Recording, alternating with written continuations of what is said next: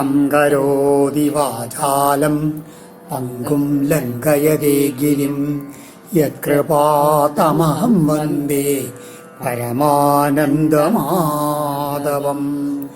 ഓം നമോ ഭഗവതേ വാസുദേവായ. ഓം നമോ നാരായണായ. സദ്ഗുരുഭ്യോ നമഃ. ശ്രീമദ്ഭാഗവതം ഏകാദശസ്കന്ധം സപ്തവിംശോധ്യായ 27ാമത്തെ അധ്യായം.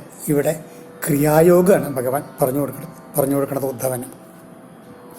ഉദ്ധവ ഉവാച ക്രിയായോഗം സമാചക്ഷ്വ ഭവദാരാധനം പ്രഭോ യസ്മാത് ത്വം യേ യഥാർച്ചന്തി സത്വദർശഭ. ഏ പ്രഭോ സത്വദർശഭ എന്ന ഭഗവാനെ വിളിക്കുന്ന ഉദ്ധവൻ. അതായത് ഭക്തരക്ഷകനായിട്ടുള്ള ആ ഭഗവാനെ ഭക്തന്മാർ ഏതൊക്കെ രീതിയിലുള്ള സാധനങ്ങൾ കൊണ്ട് ഏതൊക്കെ വിധത്തിലാണ് അങ്ങയെ പൂജിക്കണത്, അങ്ങനെ ആ രീതി, ആ ക്രിയായോഗം എന്നുള്ളത് അങ്ങ് എനിക്ക് ഒന്ന് പറഞ്ഞു തരണേ എന്നാണ് ഉദ്ധവൻ പറയണത്. ഏതത് വദന്തി മുനയോ മുഹുർനിശ്രേയസം നൃണാം നാരദോ ഭഗവൻ വ്യാസ ആചാര്യ അങ്കിരസ സുതാ.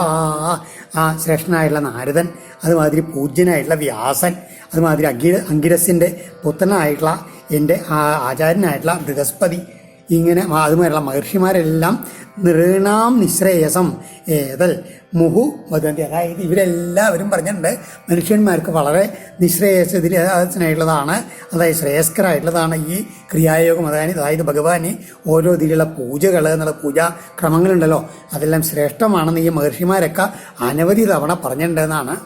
മുഹു വദന്തി പിന്നെയും പറഞ്ഞിട്ടുള്ളതാണ്. നിസ്സൃതം തേ മുഖാംബോജൽ യഥാഹ ഭഗവാൻ അജ പുത്രേഭ്യോ ഭൃഗുമുഖ്യേഭ്യോ ദേവ്യൈച്ച ഭഗവൻ ഭവാ. അതിൽ തൻ്റെ പുത്രന്മാരായിട്ടുള്ള ഭൃഗു മുതലായവർക്ക് സാക്ഷാൽ ബ്രഹ്മാവ്, അതുമാതിരി പാർവതി ദേവിക്കായിട്ട് ദേവ്യൈ ഭവ പരമേശ്വരനും അങ്ങയുടെ ഈ മുഖപത്മത്തിൽ നിന്ന് കേട്ടിട്ടുള്ള ഈ ക്രിയായോഗത്തിനെ പറ്റിയിട്ടുള്ള അതിൽ ഉപദേശം അവർക്കൊക്കെ പകർന്നു കൊടുത്തിട്ടുണ്ടെന്ന് പറയുകയാണ്. ഏതദ്വൈ സർവവർണ്ണാനാം ആശ്രമാണാം ച സന്മതം ശ്രേയസാമുത്തമം മന്യേ സ്ത്രീശൂദ്രാണാം ച മാനദ. മാനദ എല്ലാവർക്കും മാനം കൊടുക്കുന്ന ഭഗവാന് എല്ലാ വർണ്ണത്തിലുള്ള ആൾക്കാർക്കും, അതുമാതിരി അതായത് ബ്രാഹ്മണനായിക്കോട്ടെ ക്ഷത്രിയനായിക്കോട്ടെ വൈശ്യനോ ശൂദ്രനോ സ്ത്രീകളോ അവർക്ക് എല്ലാവർക്കും ആ ശ്രേയസ്സിന് ഉതകുന്നതാണ്, ഉത്തമമായിട്ടുള്ളതാണ് ഈ ക്രിയായോഗം എന്ന് ഞാൻ വിചാരിക്കണു.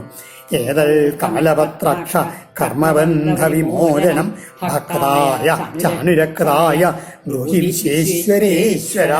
അതുകൊണ്ട് നല്ല താമരക്കണ്ണനായിട്ടുള്ള ലോകനാഥന്മാർക്ക് കൂടി നാഥനായിട്ടുള്ള ഭഗവാനെ എല്ലാ കർമ്മബന്ധങ്ങളെയും മോചിപ്പിക്കുന്നതായിട്ടുള്ള ഈ ക്രിയായോഗം എന്നുള്ളത് അങ്ങയുടെ ഭക്തനായിട്ടുള്ള അങ്ങയുടെ ഏറ്റവും പ്രേമത്തോടു കൂടിയിട്ടുള്ള എനിക്ക് ഉപദേശിച്ചു തരണേ എന്നാണ് ഉദ്ധവൻ ഭഗവാനോട് പറയണത്.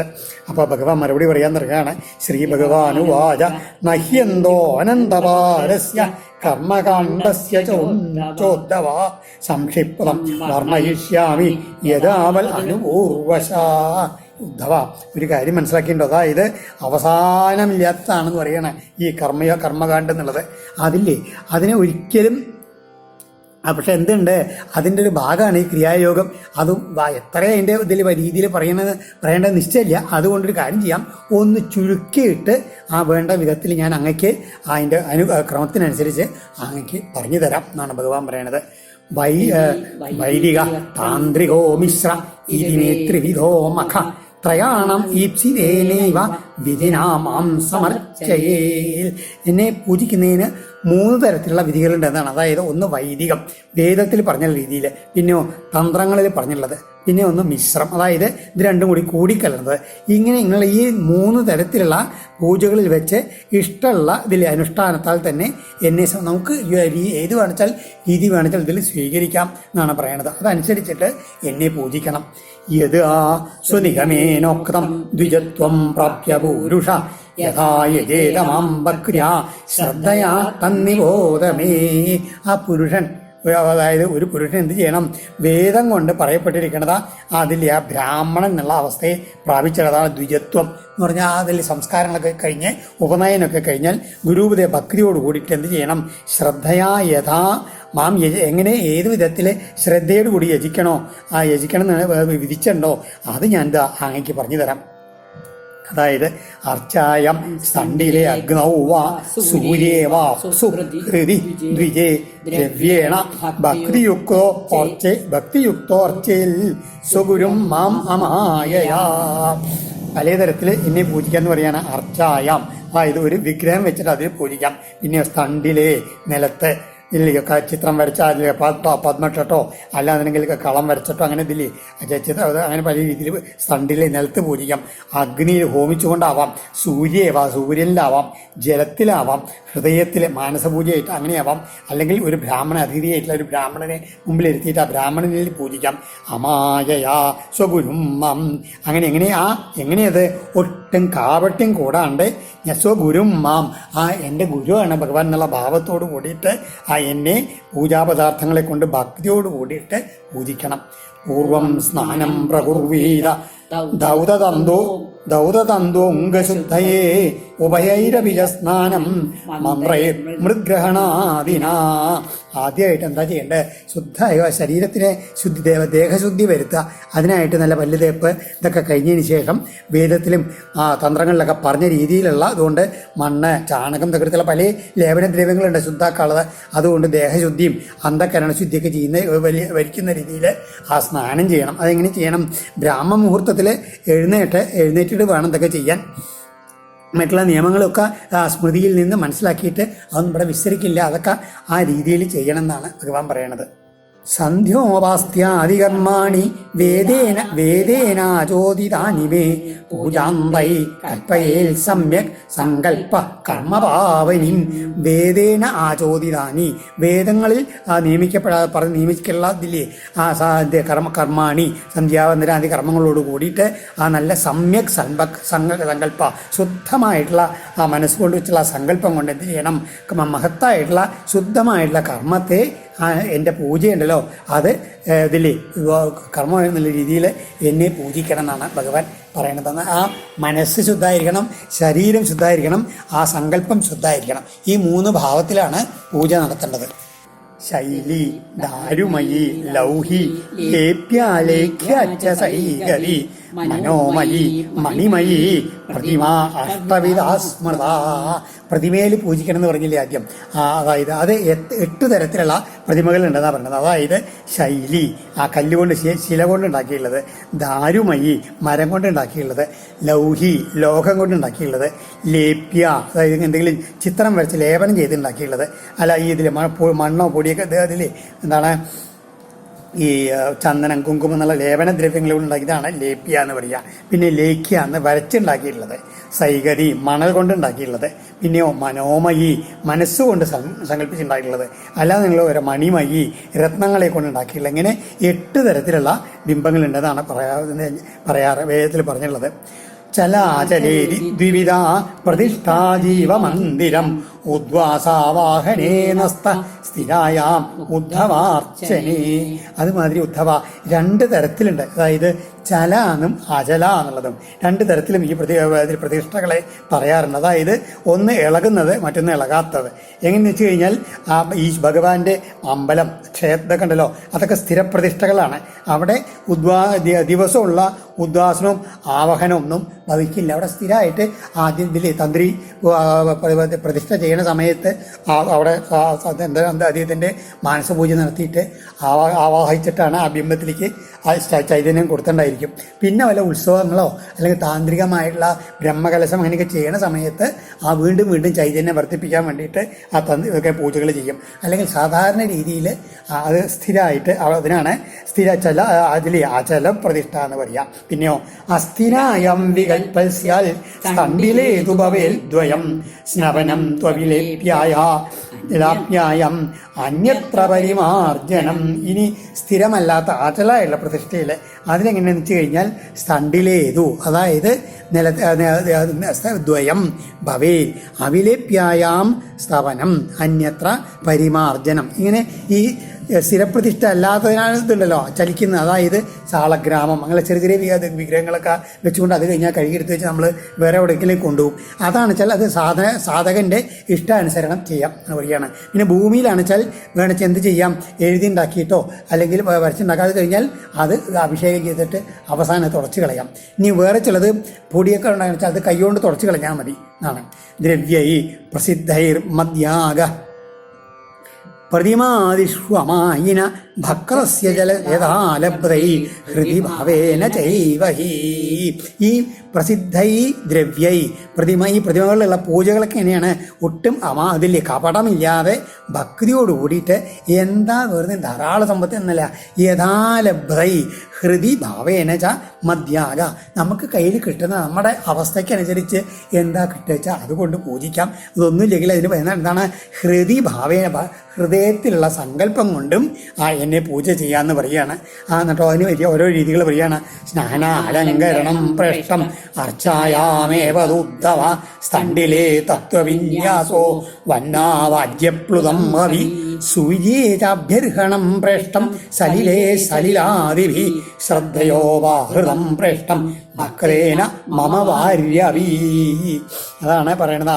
ആ പൂജകളുടെ ഓരോ വിധങ്ങൾ ഭഗവാൻ പറയുകയാണ്. അർച്ചായാം ബിംബത്തിൽ തന്നെയാണ് വെച്ചാലോ നല്ല അഭിഷേകം ചെയ്യുക, അതുമാതിരി പലതരത്തിലുള്ള അലങ്കാരം ചെയ്യുക, അങ്ങനെ ശ്രേഷ്ഠമായുള്ള രീതിയിൽ അങ്ങനെയൊക്കെ ചെയ്യാം. ഇനി നിലത്താണ് വെച്ചാലോ തത്വവിന്യാസ പലതരത്തിലുള്ള തത്വങ്ങളൊക്കെ അതിൽ സ്ഥാപിച്ചുകൊണ്ട് അതിൽ അഗ്നി കോണിൽ ഇന്നത് അതുമാതിരി ഗണപതി ഓരോ സ്ഥാപിച്ചുകൊണ്ട് അങ്ങനെ ചെയ്യാം. പിന്നെയോ വന്നവും ഇനി അഗ്നിയിലാണ് ചെയ്യുന്നത് വെച്ചാൽ ആജ്യപ്ലുതം അഗ്നിയിൽ മന്ത്രങ്ങൾ ചൊല്ലിക്കൊണ്ട് നെയ്യ് ഹോമിച്ചുകൊണ്ടതായിട്ട് അങ്ങനെ ഹവിസ് കത്തിച്ചുകൊണ്ടായിരിക്കാം. പിന്നെയോ സൂര്യേച അഭ്യർഹണം സൂര്യനിലാണ് വെച്ചാലോ തർപ്പണം ചെയ്തിട്ട് ജലം ഉദ്ദേശിച്ചുകൊണ്ട് അതിൽ ചെയ്തുകൊണ്ടാവാം. പിന്നെയോ സലിലേ സലിലാധിപി ജലത്തിൽ ഇതേമാതിരി തർപ്പണം ചെയ്തുകൊണ്ട് ജലം കൊണ്ട് തന്നെ തർപ്പണം ചെയ്തുകൊണ്ട് ജലത്തിൽ പൂജിക്കാം. ഭക്തേന ശ്രദ്ധയാ ഉപാകൃതം വാര്യ ഇങ്ങനെ ഏത് രീതിയിൽ എവിടെ വേണച്ചാൽ ചെയ്യാം. പക്ഷെ അത് എന്ത് വേണം, ശ്രദ്ധയോടും ഭക്തിയോടും കൂടിയിട്ട് എനിക്ക് ആയിട്ട് ചെയ്യണം എന്ന് പറയുകയാണ്. അങ്ങനെ എങ്ങനെയാണ് ഒരു കുറച്ച് ജലം എനിക്ക് ഭക്തിയോട് തന്നാൽ കൂടിയിട്ട് എനിക്കത് വളരെ ഇഷ്ടമാണ്, പ്രേഷ്ഠമാണ് എന്ന് പറയുകയാണ് ഭഗവാൻ. കാരണം ആ ഭക്തിയാണത് വേണ്ടത്, ഭക്തിയും ശ്രദ്ധയും. ഭൂര്യപ്യഭക്തോപഹൃതം നമേ തോഷായ കൽപ്പതേ ഗന്ധോ ധൂപ സുമനസോ ദീപോന്നാദ്യം ച കിം പുനാ. ഇല്ലേ, അപ്പോൾ അതാണ് എന്തെങ്കിലും കുറച്ച് വളരെ തുച്ഛമായിട്ട് തന്നാലും മതി. അതാ ഭാവം, അതാണ് എനിക്ക് ഏറ്റവും ശ്രേഷ്ഠം. പിന്നെയോ അതാണ് ഭൂര്യഭി അഭക്തോപഹൃതി അഭക്തനായിട്ട് വളരെ കേമായിട്ട് ധാരാളം സാധനങ്ങളോടുകൂടി എന്നെ പൂജിച്ചാലും നമേ തോഷായ കൽപ്പതേ അതെനിക്കൊരിക്കലും സന്തോഷത്തിനായിട്ട് വരില്ല ഉദ്ധവ. അതെങ്ങനെ ഗന്ധോ ധൂപ സുമനസോ ദീപോ അന്നാദ്യം ച കിം പുനാ. അതെന്ത് ധൈര്യം, ഗന്ധം ചന്ദനം ധൂപം പുഷ്പങ്ങൾ ദീപം എന്ത് വേണമെച്ചാൽ തരാം. പക്ഷേ അതിൻ്റെ കൂടെ ഉണ്ടാവുന്നത് എന്താണ്, ആ ഭക്തിയും ശ്രദ്ധയും ആണ് പറയണത് ഭഗവാൻ. ശുചി സംവൃത സംഭാര പ്രാഗ്ദർഭൈകൽപിതാസന ആസീന പ്രാഗുദഗ്വാർച്ചേർ അർച്ചായാമത സമ്മുഖ. എന്നിട്ടോ ആ പൂജയുടെ ഓരോരോ വിധികൾ ഇങ്ങനെ പറയുകയാണ്. ശുദ്ധനായിട്ട് എന്ത് ചെയ്യണം, പൂജയ്ക്ക് മുമ്പ് തന്നെ ആ പൂജയ്ക്ക് വേണ്ട സാധനങ്ങളൊക്കെ അടുത്തെടുത്ത് വെക്കണം. അല്ലാണ്ട് നമ്മൾ കണ്ടല്ലേ പൂജ തുടങ്ങി കുറച്ച് കഴിയുമ്പോഴാ മറ്റതെവിടെ പൂവെവിടെ അത് കൊടുന്നിട്ടില്ല ഇത് കൊടുന്നില്ല അങ്ങനെയൊന്നും പാടില്ല. ആ പൂജയ്ക്ക് വേണ്ട സാധനങ്ങളെല്ലാം തൻ്റെ അടുത്ത് കൊണ്ടേ വെച്ചതിന് ശേഷമാണ് ആ സമൃദ്ധ സംഭാര ചെയ്തതിന് ശേഷമാണ് പൂജ തുടങ്ങേണ്ടത്. ദർഭൈ കൽപ്പിത ദർഭ വിരിച്ചിട്ട് അതുകൊണ്ട് ആസനത്തെ ഇരിക്കുന്നവനായിട്ട് എന്ത് ചെയ്യണം, കിഴക്കോട്ടോ വടക്കോട്ടോ ബിംബത്തിൽ ബിംബം എവിടെ വെച്ചാൽ അതിന് നേരിട്ടിരുന്നു കൊണ്ടോ ഇരുന്നിട്ട് ആ പൂജ ആരംഭിക്കണം. കൃതന്യാസം മദർച്ചാം പാണിനാമൃജേൽ കലശം പ്രോക്ഷണീയം ച യഥാവൽ ഉപസാദേ. അംഗന്യാസം കരന്യാസം ഇതൊക്കെ ചെയ്തിട്ട് അതില്ലേ ശരീരത്തിൻ്റെ ശുദ്ധി വരുത്തണം, മനസ്സിൻ്റെ ശുദ്ധിക്ക് ചെയ്യാനുള്ളതൊക്കെ താന്ത്രിക രീതിയിലുള്ള ചില ഇതിൻ്റെ ചെയ്തിട്ടുണ്ട്. അതിനുശേഷം ഗുരുവിനെ നമസ്കരിക്കണം. പിന്നെ എന്ത് ചെയ്യണം, മൂലമന്ത്രം കൊണ്ട് ആ ബിംബത്തിൽ ന്യസിക്കണം. പിന്നെ നിർമ്മാല്യാദികളെ കണ്ട വിഗ്രഹത്തിലുണ്ടെങ്കിൽ അതെല്ലാം എടുത്ത് മാറ്റണം. എന്നിട്ടോ ബിംബത്തെ ശുദ്ധാക്കണം കേട്ടോ. നല്ല പൂർണ്ണ കുംഭത്തിൽ നല്ല ജലം നിറച്ചിട്ട് ആ ജലം കൊണ്ട് നന്നായിട്ട് അതിൽ ചന്ദനം പുഷ്പം എന്നൊക്കെ ഇതിട്ട് അതിന് ശുദ്ധാക്കിയിട്ട് അതുകൊണ്ട് എന്ത് ചെയ്യണം, സംസ്കരിക്കണം ആ ജലത്തിന്. എന്നിട്ട് അതുകൊണ്ട് വേണം ഈ ആ പൂജയ്ക്ക് അർപ്പണവും അഭിഷേകമൊക്കെ ചെയ്യാൻ. തദ്ഭിർ ദേവയജനം ദ്രവ്യാന്യാത്മാനമേവ പ്രോക്ഷ്യപാത്രാണി പ്രോക്ഷ്യപാത്രാണി ത്രീണ്യദ്ധി തൈസ്തൈർദ്രവ്യൈശ്ച സാധയേ. ആ വിശ്വാസത്തിൽ ആദ്യം അതിൽ ചന്ദനവും പുഷ്പമൊക്കെ ചെയ്തിട്ട് ആ പ്രോക്ഷണ ജലം ഉണ്ടാക്കണം. എന്നിട്ട് ആ ജലം കൊണ്ട് എന്ത് ചെയ്യണം, ദേവന്റെ പൂജാസ്ഥാനത്തെയും അതുമാതിരി പൂജിക്കേണ്ടുന്ന വസ്തുക്കളുണ്ടല്ലോ, ദ്രവ്യങ്ങൾ തന്നെയുമൊക്കെ അതുകൊണ്ട് പ്രോക്ഷിച്ചിട്ട് ശുദ്ധീകരിക്കും. ഒരു തരം പുണ്യാഹം മാതിരി ശുദ്ധീകരിക്കണം. എന്നിട്ടോ 3 പാത്രങ്ങളെയും കയ്യിലെടുത്തിട്ട് അതുകൊണ്ട് അതും ജലം കൊണ്ട് അതാത് പദാർത്ഥങ്ങൾ കൊണ്ട് സംസ്കരിക്കണം. ഇങ്ങനെ ശുദ്ധി ചെയ്ത് ഒക്കെ എന്നെയും സംസ്കരിക്കണം. എന്നിട്ട് പാദ്യാർഘ്യാചമനീയാർത്ഥം ത്രീണി പാത്രാണി ദൈശിക ഹൃദാ ശീർഷാദശികയാ ഗായത്ര്യാചാഭിമന്ത്രയേ. ഈ പൂജകൻ എന്ത് ചെയ്യണം, ദൈശികൻ എന്ന് പറഞ്ഞാൽ പൂജകനാണ്. പിന്നെ പാദ്യാർഘ്യ ആചമനീയാർത്ഥം പാദ്യം അർഘ്യം ആചമനീ എന്നൊക്കെ രീതിയിലുള്ള 3 പാത്രങ്ങളെ അവിടെ കരുതണം കേട്ടോ. അതിനെയൊക്കെ ഹൃദയമന്ത്രം കൊണ്ടും ശിരോമന്ത്രം കൊണ്ടും ആ ശിഖാമന്ത്രം കൊണ്ടും ഗായത്രി മന്ത്രം കൊണ്ടൊക്കെ അഭിമന്ത്രിച്ചുകൊണ്ട് അതിനെയൊക്കെ ശുദ്ധീകരിക്കണം. പിണ്ടേ വായു അഗ്നി സംശുദ്ധേ ഹൃത്പദ്മസ്താം പരം മമ അന്വിം ജീവകലം ധ്യായേൽ നാദാന്തേ സിദ്ധഭാവിതം.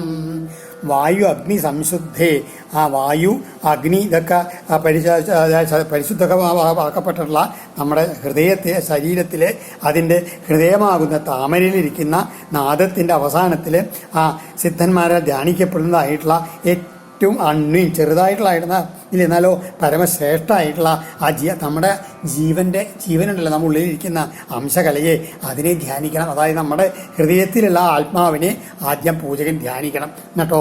തയ ആത്മഭൂതയാ പിണ്ടേ വ്യാപ്തേ സംപൂജ്യ തന്മയ ആവാഹ്യാർച്ചാദിഷു സ്ഥാപ്യ താപ്യന്യസ്തംഗം മാം പ്രപൂജയേ. അങ്ങനെയുള്ള തൻ്റെ ഹൃദയത്തിലിരിക്കുന്ന ആ ആത്മാവ്, ആ പരമാത്മാവ് ജീവാത്മാവായിട്ട് നമ്മുടെ ഹൃദയത്തിലിരിക്കുന്നുണ്ട്.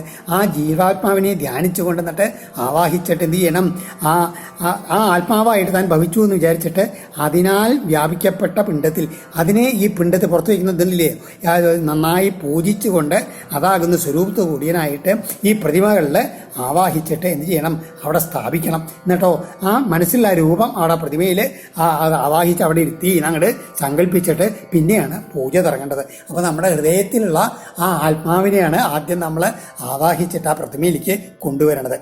പിന്നെ എന്നിട്ടോ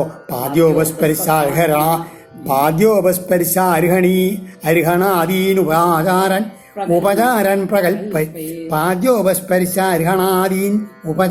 പ്രകൽപ്പയേൽ ധർമാദിവിശ്ച നവഭി കൽപ്പയിത്വാസനം മമ പത്മ അഷ്ടദലം തത്ര കർണികാകേശോരോജ്വലം ഉഭഭ്യം വേദതന്ത്രഭ്യം മഹ്യം തൂപയസിദ്ധയേ.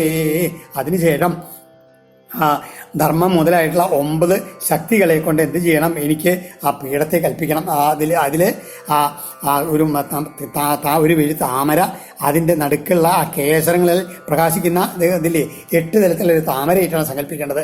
ആ താമരയുടെ നടുക്ക് എങ്ങനെയാണ് 2 വിധ സിദ്ധികൾക്കായിക്കൊണ്ട് ആ വേദങ്ങളെ കൊണ്ടും തന്ത്രങ്ങൾ കൊണ്ടും മന്ത്രങ്ങളെ കൊണ്ട് എനിക്കായിക്കൊണ്ട് ആ താമരയുടെ ഇരിക്കുന്ന ദൈത്യനെ സങ്കല്പിച്ചുകൊണ്ട് പൂജിക്കണം എന്ന് പറയുകയാണ്.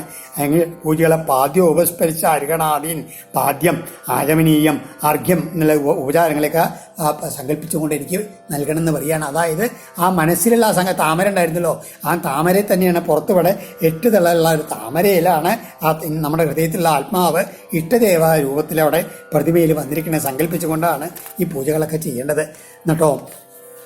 തൻ്റെ ഇഷ്ടദൈവത്തിൻ്റെ രൂപത്തിലാണ് സങ്കല്പിക്കാൻ. ഇവിടെ വിഷ്ണു രൂപത്തിലാണ്. അപ്പോൾ സുദർശനം പാഞ്ചജന്യം ഗദാസീഷു തനുർഹലൻ കൗസ്തുഭം മുസലം മാലാം ശ്രീവത്സം ചാനുപൂജയേ. അങ്ങനെ ആ ഭഗവാന്റെ രൂപം അങ്ങനെ സങ്കല്പിക്കുമ്പോഴേ ആ ഭഗവാന്റെ ആയുധങ്ങളുണ്ട്. സുദർശന ചക്രം, പാഞ്ചജന്യം എന്നുള്ള ഗദ, അതുമാതിരി പാഞ്ചജന്യം എന്നുള്ള ശംഖം, ഗദാസീഷു ധനുർഹലൻ, ആ ഗദുണ്ട്, വാളുണ്ട്, വില്ലുണ്ട്, അമ്പുണ്ട്, അതുമാതിരി ഹലം, മുസലം, കൗസ്തുഭം, വനമാല, ശ്രീവത്സം, ഇങ്ങനെയുള്ള ഭഗവാന്റെ ഓരോ അലങ്കാരങ്ങളെല്ലാം ഉണ്ടല്ലോ അംഗങ്ങളിലുള്ള, അതിനൊക്കെ ക്രമത്തിൽ പൂജിക്കണം. നന്ദം സുനന്ദം ഗരുഡം പ്രചണ്ഡം ചണ്ഡമേവച മഹാബലം ബലം ചൈവ കുമുദം കുമുദേക്ഷണം ദുർഗാം വിനായകം വ്യാസം വിക്ഷ്വക്സേനം ഗുരുൻ സുരാൻ സ്വേ സ്വേ സ്ഥാനെ ത്വഭിമുഖൻ പൂജയേൽ പ്രോക്ഷണാധിപി. അങ്ങനെ ആ ഭഗവാന്റെ അംഗങ്ങളിലുള്ള ആയുധങ്ങളെയും ഒപ്പം തന്നെ ആ ഭഗവത് പാർഷദന്മാരെ എല്ലാവരെയും 8 പാർഷദന്മാരാണ്. നന്ദൻ, സുനന്ദൻ, പ്രചണ്ഡൻ, ചണ്ഡൻ, മഹാബലൻ, ബലൻ, കുമുദൻ, കുമുദേക്ഷണൻ എന്നുള്ള പാർഷദന്മാരെ 8 ദിക്കിലായിട്ട് അങ്ങനെ സങ്കല്പിക്കണം. പിന്നെയോ മുമ്പിലായിട്ട് ഗരുഡനുണ്ടാവണം. ദുർഗ, വിനായകൻ, വ്യാസൻ, വിക്ഷ്വക്സൻ, ഇങ്ങനെ ഇവരെല്ലാം 4 പേരെ ആ ഭഗവാന്റെ 4 ഭാഗത്തിൽ ഗുരുക്കന്മാരെ ഇടതു ഭാഗത്തായിട്ട് ഇന്ദ്രാദി അഷ്ടദിക്പാലന്മാരെ അവരുടെ അതാത് സ്ഥാനത്തിലൊക്കെ ഇവരെല്ലാവരും ഭഗവാന് അഭിമുഖന്മാരായിരിക്കണം എന്നുള്ള രീതിയിൽ സങ്കല്പിച്ചുകൊണ്ട് അവരെയൊക്കെ പ്രോക്ഷണം ചെയ്ത് അവരൊക്കെ സ്ഥാനം കൊടുത്ത് അവരൊക്കെ പൂജിക്കണം. ചന്ദനോ ശീലകർപ്പൂര കുങ്കുമാകരുവാസിതൈ സലിലേ സ്നാപയേൽ മന്ത്രയിൽ നിത്യതാ വിഭവേ സതി. അതിനുശേഷം ചന്ദനം, അതുമാതിരി രാമച്ചം, കർപ്പൂരം, പച്ചക്കർപ്പൂരം, കുങ്കുമം, അകരു, ഇതൊക്കെ കൊണ്ടൊക്കെ വസിപ്പിച്ചുള്ള അതില്ലേ ധൂപങ്ങൾ ഉണ്ടാക്കിയിട്ടുള്ള ആ ജലം, അതുമാതിരി മന്ത്രങ്ങളെ കൊണ്ട് ഇതൊക്കെ അങ്ങനെ നല്ല പല രീതിയിലുള്ള അഭിഷേകങ്ങൾ ആ ഭഗവാന് ചെയ്യാം. എന്നിട്ടോ സ്വർണകർമാനുവാദേന മഹാപുരുഷ വിദ്യയാ പൗരുഷേണാഭിസൂക്രേണ സാമഭീരാജനാദിവി. പിന്നെയോ എന്നാണ് പൂജ ചെയ്യുന്ന സമയത്തുള്ള പലതരത്തിലുള്ള മന്ത്രങ്ങൾ ചെല്ലാൻ. സുവർണം, ധർമ്മം, പരിവേദവേണം എന്നൊക്കെ പറഞ്ഞുള്ള മന്ത്രങ്ങളുണ്ട്. അതില്ലേ അതുമാതിരി പുരുഷസൂക്തം ഉണ്ട്, അല്ലെങ്കിൽ സഹസ്രശി, അതാണ് പുരുഷസൂക്തം. അങ്ങനെയുള്ള പിന്നെയോ അതാണ് ഓം സഹസ്രശീർഷ പുരുഷ സഹസ്രാക്ഷ സഹസ്രവാൾ എന്നൊക്കെ പറഞ്ഞിട്ടുള്ള പുരുഷസൂക്തം കൊണ്ടാവാം. അല്ലെങ്കിൽ ജിതം തേ പുണ്ടരീകാക്ഷ നമസ്തേ വിശ്വഭാവന സുബ്രഹ്മണ്യ നമസ്തേസ്തു മഹാപുരുഷ പൂർവജ എന്നൊക്കെയുള്ള ആ മന്ത്രമാണ് ഇതില്ലേ എന്താണ് മഹാപുരുഷ വിദ്യ കൊണ്ട് ചെയ്യണത്. പിന്നെയോ അങ്ങനെ പല മന്ത്രങ്ങളെ കൊണ്ട് എന്ത് ചെയ്യണം? ഇന്ദ്രം നരോനേ മതിരാ ഹവന്ത് എന്നുള്ള വേദത്തിൽ പറഞ്ഞുള്ള സാമഗാനം കൊണ്ട് രീതിയിലാവാം. ഇങ്ങനെ ഓരോ മന്ത്രങ്ങൾ ചൊല്ലിക്കൊണ്ട് വേണം ഈ പൂജ ചെയ്യാൻ. ആ സമയത്ത് അതിനുശേഷം വസ്ത്രോപവീതാഭരണ പത്രസ്രഗന്ധലേപനൈ അലങ്കുർവീത സപ്രേമം സൽപ്രേമ മത്ഭക്തോമാം യഥോചിതം. അതിനോട് കൂടെ നമ്മുടെ കഴിവിനനുസരിച്ചാണ് പ്രേമത്തോടു കൂടിയിട്ട് വേണ്ട രീതിയിൽ എന്നെ ഇല്ലേ നല്ല വസ്ത്രങ്ങൾ, പൂണൂല്, ആഭരണം, തുളസിമാല, ചന്ദനം ഇതുകൊണ്ടൊക്കെ അലങ്കരിക്കാം. പാദ്യമാചമനീയം ച ഗന്ധം സുമനസോക്ഷതൻ ധൂപദീപോപഹാര്യാണി ദദ്യാൻമേ ശ്രദ്ധയാർച്ചക. അതിനുശേഷം പാദ്യം ഇതില്ലേ കാലില് ഉദകം ഇതില്ലേ ജലം ഒഴിക്കുക. അതുമാതിരി ആചമനത്തിനുള്ള ജലം കൊടുക്കുക. നല്ല ചന്ദനം, അതുമാതിരി പുഷ്പങ്ങൾ, അക്ഷത, കുറിക്കോട്ട്, അക്ഷത ഇതൊക്കെ ഉണ്ടല്ലോ. അതുമാതിരി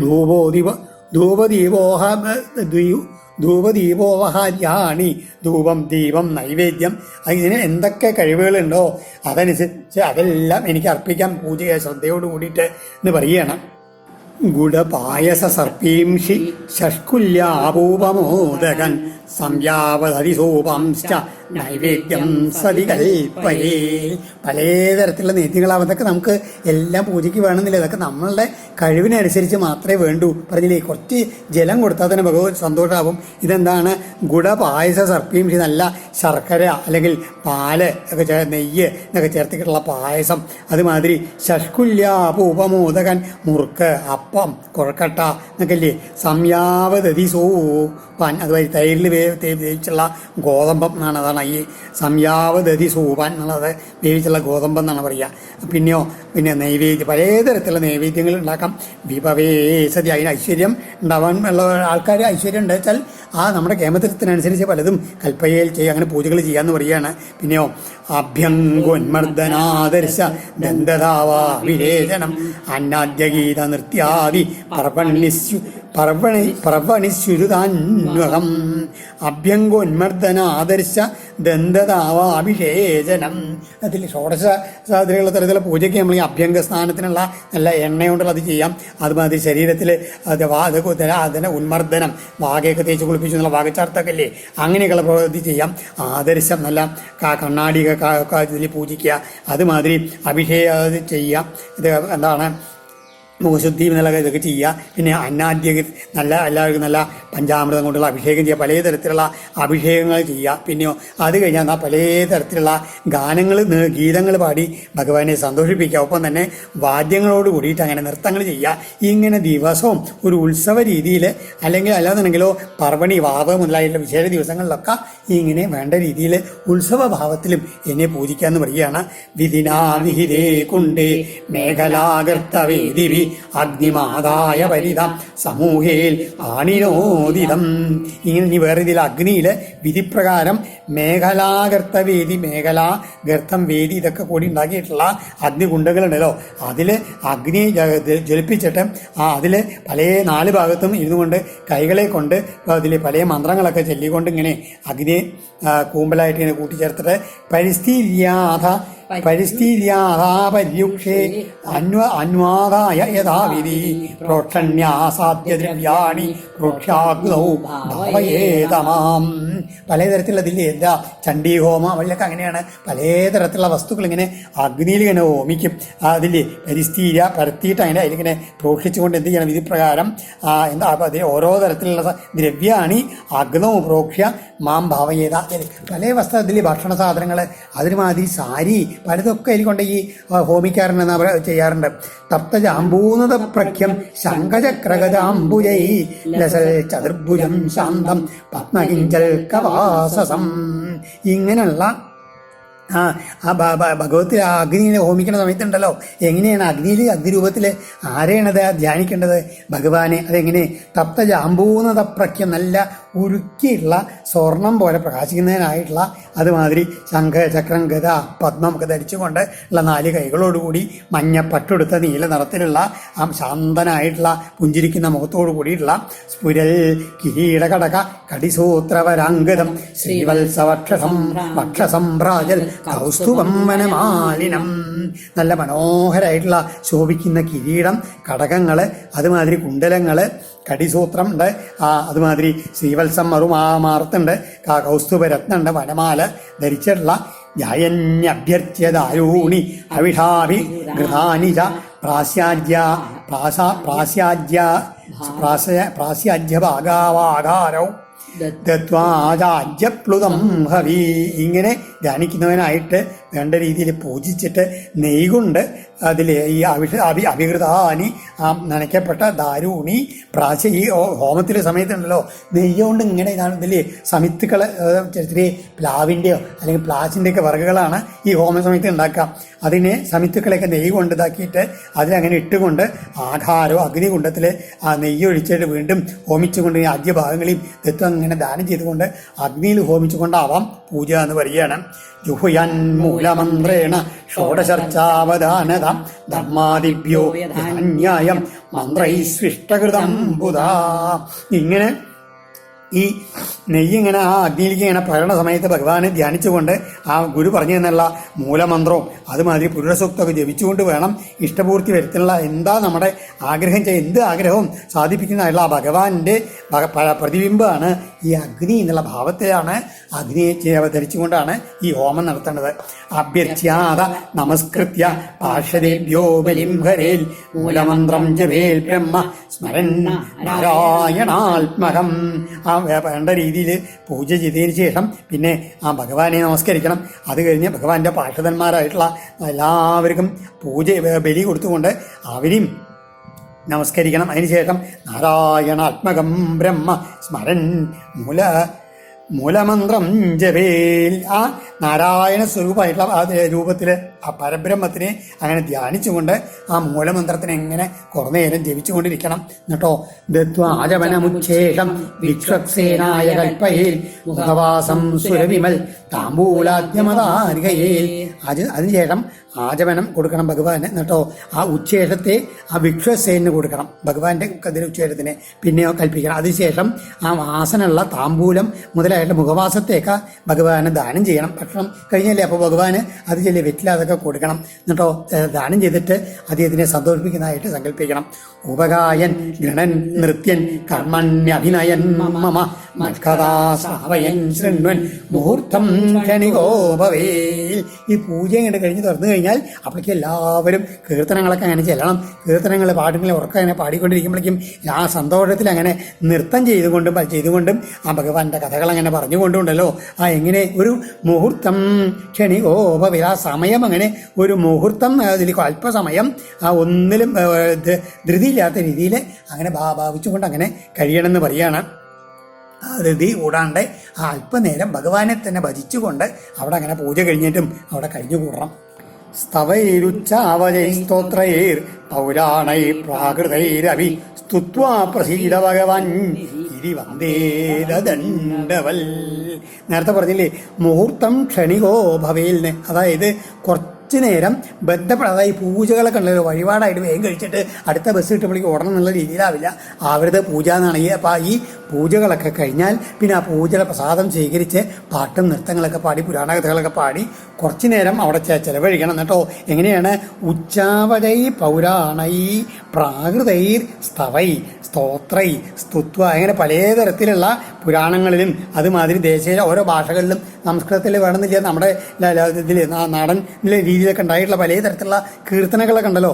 അതുകൊണ്ടൊക്കെ എന്ത് ചെയ്യണം, ആ ഭഗവാനെ പാടി സ്തുതിച്ചുകൊണ്ട് ഭഗവാനെ സന്തോഷിപ്പിക്കണം. എന്നിട്ട് ഭഗവൻ പ്രസീദ, ഭഗവാനെ പ്രസാദിക്കണേ പ്രസാദിക്കണേ പ്രസാദിക്കണേ അത് മാത്രം പറഞ്ഞുകൊണ്ട് തന്നെ ദണ്ഡവൽ അതിൽ നീണ്ട ദീർഘ നമസ്കാരം ചെയ്തുകൊണ്ട് ആ ഭഗവാനെ സ്തുതിക്കണം. പിന്നെയോ ശിരോ മൽപാദയോ കൃത്വാ ബാഹുഭ്യാം പരസ്പരം പ്രപന്നം പാഹിമാമീശ ഭീതം മൃത്യുഗ്രാർണവാൽ. ആ പൂജ കഴിഞ്ഞ് എന്താണ് ഭഗവാനോട് പ്രാർത്ഥിക്കേണ്ടത്? ആ ഭഗവാന്റെ ആ പാദങ്ങളിൽ തൻ്റെ ശിരസ് വെച്ചുകൊണ്ട് ആ കൈകൾ അങ്ങനെ നീട്ടി വെച്ചിട്ട് ഭഗവാനെ അങ്ങയുടെ പാദാരവിന്ദങ്ങളിൽ ശരണം പ്രാപിച്ചുള്ള എന്നെ ഇതില്ലേ രക്ഷിക്കണേ, ഇതിൽ നിന്ന് മൃത്യുഗ്രഹർണവാൽ, ഈ മരണമാകുന്ന ഈ സമുദ്രത്തിൽ നിന്ന് എന്നെ രക്ഷിക്കണേ, ശരണാഗതനായിട്ടുള്ള എന്നെ രക്ഷിക്കണേ. അത് മാത്രമേ ഒരു പൂജ കഴിഞ്ഞാൽ പ്രാർത്ഥിക്കേണ്ടതുള്ളൂ എന്നാണ്.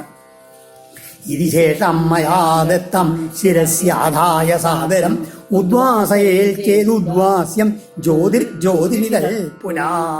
ഇങ്ങനെ ആ നമസ്കാരം ചെയ്ത് ഭഗവാൻ സന്തോഷിച്ചു മനസ്സിലായിട്ട് പിന്നെ ആ പ്രസാദങ്ങളൊക്കെ ഉണ്ടല്ലോ അത് ഭഗവാൻ നമുക്ക് തന്നതാണെന്നുള്ള ഭാവത്തോട് കൂടിയിട്ട് എന്ത് ചെയ്യണം, അതൊക്കെ ധരിച്ചതിന് ശേഷം ഉദ്വാസ്യം ചെയ്യൽ, ഉദ്വസിക്കേണ്ടതാണ് വെച്ചാൽ അതായത് ചലങ്ങളായുള്ള പ്രതിമകളാണെച്ചാൽ ആ അവിടുത്തെ ചൈതന്യത്തിനെ ഉദ്വസിച്ചിട്ട് തൻ്റെ ഉള്ളിലേക്ക് ആക്കണം. അല്ലാതെ സ്ഥിരപ്രതിമയാണെച്ചാൽ ഉദ്വസിക്കേണ്ട ആവശ്യമില്ല. അതാണ് ഉദ്വാസയേൽ ചെയ്യൽ ഉദ്വാസ്യം ജ്യോതിരി തൽപുന, അതായത് അത് ആ തേജസ്സിനെ ഏത് തേജസ്സിനാണ് എടുത്ത് അവിടേക്ക് ആക്കി തീർക്കണം എന്ന് പറയുകയാണ്. അർച്ചാദിഷു യത്ര ശ്രദ്ധാമം തത്ര ചാർച്ചയിൽ സർവഭൂതേഷ്വാത്മനി ച സർവാത്മാഹമവസ്ഥിത. ഇങ്ങനെ ഈ ബിംബാദികളിൽ ഇങ്ങനെ പൂജ ചെയ്യുന്ന സമയത്തുണ്ടല്ലോ അങ്ങനെ എന്ത് വരും ഉണ്ടാവും, എന്നിലും എല്ലാം ആദരം കൂടിക്കൊണ്ട് വരും. അങ്ങനെ വന്ന് അങ്ങനെ ആദരം കൂടിക്കൊണ്ട് വന്നാൽ എന്താണ്, സർവാത്മാ അഹം സർവഭൂതേഷു ആത്മനി അവസ്ഥിത. ഇങ്ങനെ ആദരം കൂടി വരുമ്പോൾ ഉണ്ടല്ലോ എന്താണ് ശ്രദ്ധ വരുമ്പോൾ എന്താണ് നമുക്ക് ഉള്ളിൽ എങ്ങനെയാണ് ആ ഉറപ്പ് ബോധം വരേണ്ടത്. കുറച്ച് കഴിയുമ്പോഴേക്കും ഈ ഭഗവാൻ തന്നെയാണ്, ഞാൻ ഈ വിഗ്രഹത്തിൽ വെച്ചിരിക്കുന്ന ഈ ഭഗവാൻ ഉണ്ടല്ലോ അദ്ദേഹം ആരാണ്, എല്ലാവരുടെയും എല്ലാ ഭൂതങ്ങളിലും ആത്മാവായിട്ടിരിക്കുന്ന ഭഗവാനാണ്, ഒപ്പം എന്നിലും ഇരിക്കുന്ന അദ്ദേഹമാണ് എന്നുള്ള ഭാവം മെല്ലെ മെല്ലെ ഈ ശ്രദ്ധയോട് കുതിച്ചുകൊണ്ട് ഇരിക്കുമ്പോൾ അത് വരണം എന്ന് പറയുകയാണ്. ഏവം ക്രിയായോഗപഥൈർ പുമൻ വൈദിക താന്ത്രികൈ അർച്ചയൻ ഉഭയത സിദ്ധിം മത്തോ വിന്ദന്ത്യഭീപ്സതം. വിന്ദന്ത്യഭീപ്സതം അതായത് എന്താണ് ഇപ്രകാരം ഇങ്ങനെ വേദങ്ങളിലും തന്ത്രങ്ങളിലും പറഞ്ഞുള്ള ഈ ക്രിയായോഗ മാർഗങ്ങളെ കൊണ്ട് എന്നെ പൂജിക്കുന്ന ആൾക്കാർക്കുണ്ടല്ലോ, അവരുടെ എന്താണ് ആഗ്രഹം എന്ന് വെച്ച് കഴിഞ്ഞാൽ അതെല്ലാം എന്നിൽ നിന്ന് അവർക്ക് ലഭിക്കണമെന്ന്. അതാണ് ഉഭയത, രണ്ട് ദിക്കിലും. അതായത് ഈ ലോകത്തിൽ വെറും ഈ ശ്രേയസ്സിന് വേണ്ടി, ഇതിൽ പ്രേയസ്സിന് വേണ്ടിയിട്ടാണ്, അഭ്യുദയത്തിന് വേണ്ടിയിട്ടാണ് ആരെങ്കിലും പരിശ്രമിക്കണമെന്ന് വെച്ചാൽ അതും കിട്ടും. അല്ല, ആത്മശ്രേയസ്സിന് വേണ്ടിയിട്ടാണ് പരിശ്രമിക്കണമെന്ന് വെച്ചാൽ അതും എന്നിൽ നിന്ന് കിട്ടുന്നതാണ് ഭഗവാൻ. അതാണ് ഉഭയത എന്ന് പറയുന്നത്. രണ്ട് ദിക്കിലും കിട്ടും. ഈ ലോകത്തിലും ഇഹലോകത്തിലും പരലോകത്തിലുള്ള എല്ലാം ലഭിക്കാൻ ഇത്തരം പൂജ മതി. മദർച്ചം സമ്പതിഷ്ടാപ്യ മന്ദിരം കരയേ ദൃഢം പുഷ്പോദ്യാനാനി രമ്യാണി പൂജായാത്രോത്സവാശ്രിതൻ.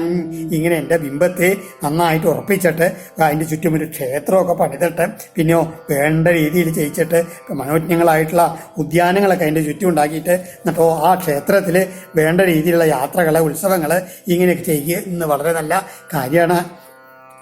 പൂജാദീനം പ്രവാഹാർത്ഥം മഹാപർവസ്വഹാനഹം ക്ഷേത്രാപണപുരഗ്രാമാൻ ദത്വാ മത്സാഷ്ടികാമിയൽ. ഇങ്ങനെ ഈ ക്ഷേത്രങ്ങളൊക്കെ പണിതിട്ട് വിശേഷ കാലങ്ങളിലും എന്ന് മാത്രമല്ല നിത്യവും ഉള്ള പൂജയ്ക്കുള്ള ഏർപ്പാടുകളൊക്കെ ചെയ്യുക. എന്നിട്ടോ അതിന് വേണ്ടിയിട്ടോ ക്ഷേത്ര ആപണപുരഗ്രാമാൻ, അതിന് വേണ്ടിയിട്ട് ക്ഷേത്രങ്ങളൊക്കെ വിസരിച്ചിട്ട് തെരുവുകൾ, പട്ടണങ്ങൾ ഇതിനെയൊക്കെ ദാനം ചെയ്തിട്ട് എന്തില്ലേ അതിന് വേണ്ട സമ്പത്തുകളും ഒക്കെ ഉണ്ടാക്കി കൊടുക്കുന്ന ആൾക്കാരുണ്ടല്ലോ, അവർക്ക് എങ്ങനെയാണ് മത്സാഷ്ടി എന്നോട് സാദൃശ്യമായിട്ടുള്ള അവസ്ഥയെ അവർ പ്രാപിക്കുന്ന പറയുകയാണ്. അതായത് അങ്ങനെ ചില ക്ഷേത്രം പണിയുക, അല്ലെങ്കിൽ അതിന് ക്ഷേത്രത്തിലെ അവരുടെ പ്രവൃത്തികൾക്കും പുനരുദ്ധാരണത്തിനൊക്കെയുള്ള ധാരാളം സംഭാവനകൾ കൊടുക്കുക, അങ്ങനെയുള്ള പല പ്രവൃത്തികൾ. അതുമാതിരി ഗ്രാമങ്ങൾ, പട്ടണങ്ങൾ അത് ചെയ്യാൻ പണിയാൻ വേണ്ടിയിട്ട് ആൾക്കാർക്ക് രസിക്കാനുള്ള ഇങ്ങനെ എന്ത് പ്രവൃത്തികളും നമ്മൾ ദാനമായിട്ട് ചെയ്യണോ അതൊക്കെ ഭഗവാന് ഇഷ്ടമുള്ള കാര്യങ്ങളാണ്. അത് ചെയ്തു കഴിഞ്ഞു വെച്ചാൽ ആ ഭഗവാന്റെ മാതിരി തന്നെ ആകാൻ ഭഗവാൻ അനുഗ്രഹിക്കും. പ്രതിഷ്ഠയാ സാർവഭൗമം സദ്മനാഭുവനത്രയം പൂജാദീനാ ബ്രഹ്മലോകം ത്രിഭിർമത്സാമ്യത. അതുകൊണ്ട് വീണ്ടും പറയുകയാണ്, ഒരു ഇതിൽ ഓരോന്നിലും എങ്ങനെയാണെന്ന് വെച്ചാൽ ഒരു പ്രതിഷ്ഠ മാത്രം ഭഗവാൻ ദേവപ്രതിഷ്ഠ ചെയ്താൽ തന്നെ നമ്മൾ ചക്രവർത്തി പദത്തിലേക്ക് എത്താൻ ഇതിൽ ഉചിതനായി തീരുന്നു പറയുക, യോഗ്യനായി തീരുന്നു പറയുകയാണ്. സദ്മനാഭുവനത്രയം, ക്ഷേത്രം നിർമ്മിച്ച ആൾക്കുണ്ടല്ലോ 3 ലോകത്തിൻ്റെയും അധിപനാകാൻ കഴിയും.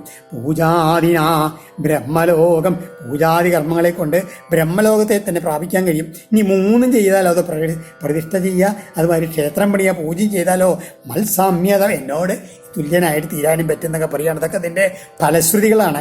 മാമേവ നൈരപേക്ഷേണ ഭക്തിയോഗേന വിന്ദതി ഭക്തിയോഗം സലഭതേ ഏവം യ പൂജയേതമാം. ഇനി ഇതെല്ലാം ഫലശ്രുതി പറഞ്ഞ് എന്തിനാ വെച്ചാൽ ഓരോ ഫലേച്ഛ കൂടി ചെയ്യും. ഇതൊന്നും അല്ലാണ്ട് നൈരപേക്ഷ, ഒന്നിലോടും അപേക്ഷ ഇല്ലാണ്ട് ആ ഭക്തി കൊണ്ട് മാത്രം എന്നെ തന്നെ ഭജിച്ച് ഈ രീതിയിൽ ഭജിച്ചുണ്ടല്ലോ എന്തുണ്ടാവുക, എന്നെ തന്നെ പ്രാപിക്കുകയും ചെയ്യുന്നു പറയുകയാണ്. അദ്ദേഹത്തിന് വേറെ ഒന്നും ആഗ്രഹമില്ല. മാമ്പു എന്നെ പൂജിക്കുന്ന ആള് എന്താണ് വിന്ദതി മാമേവ എന്നെ തന്നെ പ്രാപിക്കുന്ന നിഷ്കാമകർമ്മമായിട്ട് ആയിട്ട് ചെയ്യുന്ന സമയത്ത് ഇതൊന്നുമല്ലാതെ അദ്ദേഹത്തിന് ആവശ്യം ഭഗവാനെ പ്രാപിക്കുന്നുള്ള അതും ലഭിക്കുന്നു പറയുകയാണ്. യ സ്വദത്താം പരേദത്താം ഹരേത സുരവിപ്രയോ വൃത്തിം സജായതേ വിദ്ഭുക് വർഷാണാമയുധായുധം. ഇങ്ങനെ ഇനി ഇതിന് മാത്രമല്ല, ഇതിലേതെങ്കിലും കള്ളത്തരം ചെയ്താണ്ടല്ലോ ചിലരില്ലേ, നമ്മൾ ചിലപ്പോൾ ഓരോരുത്തർക്ക് ഇതിലെ ആദ്യം ക്ഷേത്രം പണിയാന്നൊക്കെ പറഞ്ഞ് ആദ്യം ഒരു സമ്പാദത്തിൽ പണമൊക്കെ കൊടുക്കുക ചെയ്തിട്ടുണ്ടാവില്ല. സ്വദത്താം പരേതത്താം ഹരേത, അങ്ങനെ ഇതിനു വേണ്ടിയിട്ടോ ദേവന്മാരുടെ കാര്യത്തിന് വേണ്ടിയിട്ടോ ബ്രാഹ്മണരുടെ കാര്യത്തിന് വേണ്ടിയിട്ടോ ചിലപ്പോൾ നമ്മൾ തന്നെ കൊടുത്തുള്ളതോ അത് മറ്റൊരു കൊടുത്തുള്ളതോ ആയിട്ടുള്ളത് ഇതല്ലോ. ആ സമ്പത്തുകൾ ഇതൊക്കെ നമ്മൾ അപഹരിച്ച്, അതായത് ബ്രഹ്മസ്വം അപഹരിച്ചിട്ട് നമ്മൾ സ്വന്താക്കി വെക്കുകയാണ് വെച്ചാൽ എന്തായത് സജായതേ വിദ്ഭുക് വർഷാണാമയുധായുധം. അവരുണ്ടല്ലോ അതിൽ വെറും കാഷ്ടത്തിലെ മലം തിന്നുന്ന പുഴുക്കളായിട്ട് അനവധി വർഷങ്ങൾ അതിലെ വർഷങ്ങൾ ജീവിക്കേണ്ടി വരുമെന്ന് പറയുകയാണ് ഇങ്ങനെ അപഹരിച്ച് തിന്നുന്നവര്. കർത്തുച്ച സാരതേർഹേതോ അനുമോദിതുരേവ കർമ്മണം ഭാഗിന പ്രേത്യ ഭൂയോ ഭൂയസിതൽ ഫലം. എങ്ങനെയാണ് ഒരു പ്രവൃത്തി ചെയ്യണ ആൾക്കും അത് ചെയ്യിപ്പിക്കുന്നവനും അത് ചെയ്യുന്നതിനെ കുറിച്ച് സന്തോഷിക്കുന്നതിനും എല്ലാം ഉണ്ടല്ലോ ഈ ക്ഷേത്ര പ്രതിഷ്ഠാദികളിൽ ആരൊക്കെ ഏതേത് വിധത്തിൽ പങ്കുകൊള്ളണോ അവർക്കൊക്കെ ആ മരിച്ച ശേഷം എന്താ ഉണ്ടാവുക, അതിൻ്റേതായിട്ടുള്ള ഫലം അവർക്ക് ലഭിക്കും എന്നാണ് ഭഗവാൻ പറയണത്. ഓം ശ്രീകൃഷ്ണാർപ്പണമസ്തു. ഇത് ശ്രീമൽ ഭാഗവതേ മഹാപുരാണേ ഏകാദശ സ്കന്ധേ പൂജാവിധി നിരൂപണം നാഭ സപ്തവിംശോധ്യായ. സർവത്ര ഗോവിന്ദനാമ സങ്കീർത്തനം. ഗോവിന്ദ ഗോവിന്ദ.